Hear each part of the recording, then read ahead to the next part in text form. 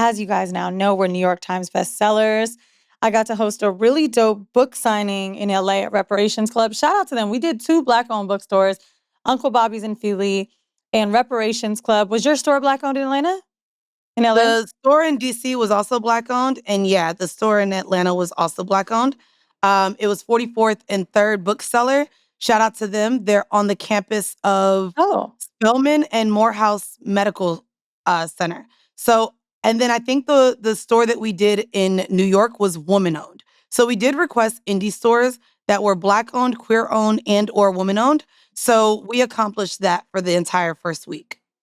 That was really exciting. Like LA was so vibey. So 2 hours before getting into hair and makeup, I found out about our New York Times bestseller. I got to tell my mom in front of everyone. It was really special.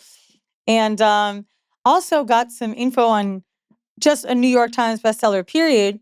I mentioned this to Mandii when we were in New Orleans.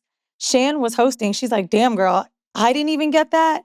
She's like, you know who else didn't get that? She was like, Drake had a book. He didn't get that. Like, I saw a comment on one of Charlamagne's videos that was like, everybody's a New York Times bestseller. And I literally replied and I was like, oh, you do it.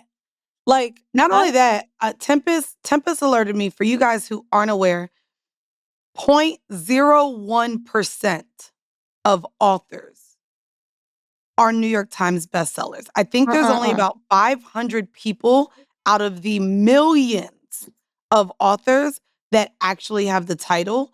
And so it's a really, really big deal. Like the way that artists want to win Grammys and right. and like like actors want to win Tonys and Emmys. The New York Times bestseller award and title is like the creme de la creme of authors outside of getting into like Pulitzer Awards type shit. But yeah, it's a huge deal and not many people get it at all. It's a huge deal. And I think for us to have received it after having such a tough week with bookstore stuff, as you can hear on our Patreon episode on the town hall, it's super juicy over there. It was just dope.